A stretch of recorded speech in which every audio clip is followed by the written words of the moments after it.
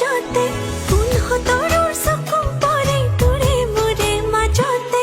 দেখিলে আনে মাতম আয়ৈ দেখি লাজতে মনৰ সূতা ছিগে খনে তোকে ভাবি থাকোতে হে মইনা এন কৰি হে মইনা বেন কৰি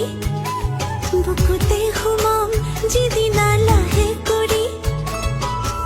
কেনে কম এৰিবি হে মইনা এন কৰি হে মইনা বেন কৰি বুকুতে সোমাম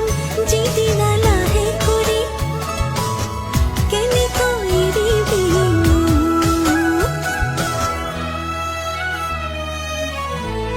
আজি অসমীয়া গীত এটা লৈ আহিছো বিহুত নাচিবলৈ নতুন এটা গীত আহি আছে কিমান আৰু আগৰ গীত কেইটাকে শুনিম নহয় জানো যি কি নহওক বহুত বেছি গাটো বেয়া সেইকাৰণে ভিডিঅ' বনাব পৰা নাই ভিডিঅ' দিম বুলি কৈছিলো যে ডেইলি কিন্তু দিব পৰা নাই ক্ষমা কৰিব ভাবিতো কালি ৰাতি বহুত কষ্ট কৰি ভিডিঅ' বনাবলৈ চেষ্টা কৰিলো ৰাতি যিহেতু বনালো ভিডিঅ' কোৱালিটি ইমানেই বহুত বেছি বেয়া আহিল যে আপোনালোকক মই এতিয়া দেখুৱাব নোৱাৰো সেইকাৰণে মই ভইচ কভাৰ দি দিব লগা হৈছে পলম নকৰি আজি এই গীতৰ আমি প্ৰমোটো শুনি লওঁ নে কি কয় বলক আমি গীতৰ প্ৰমোটো শুনি লওঁ আয়ৈ দেখি লাজতে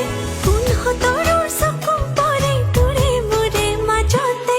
দেখিলে আনে মাতম আয়ৈ দেখি লাজতে মনৰ সূতা ছিগে খনে তোকে ভাবি থাকোতে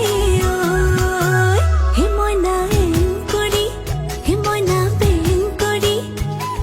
বুকুতে সোমাম যিদিনা লাহে কৰি কেনে কম এৰিবি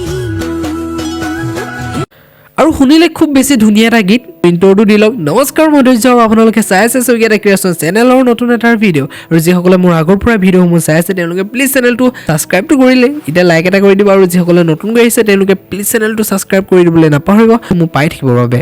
বেছি ধুনীয়া লাগিছে আৰু গীতটিৰ নাম হৈছে মইনা এংকৰি বেংকৰি খুব সুন্দৰকৈ গীতটি কণ্ঠদান কৰিছে কণ্ঠ গাইছে দেৱজী দাসৰ খুব ধুনীয়া এটা গীত আৰু গীতটি খুব সুন্দৰকৈ লিখিছে স্বৰূপ কাকতিয়ে লিখিছে আৰু সংগীত কৰিছে আমাৰ অসমৰ জনপ্ৰিয় মিউজিচিয়ান অৰ্থাৎ পলাশ গগৈ খুব বেছি ভাল লাগিব বহুত বেছি আশা কৰি আছোঁ আপোনালোকে আশা কৰি আছেনে কমেণ্ট বক্সত কমেণ্ট কৰি জনাব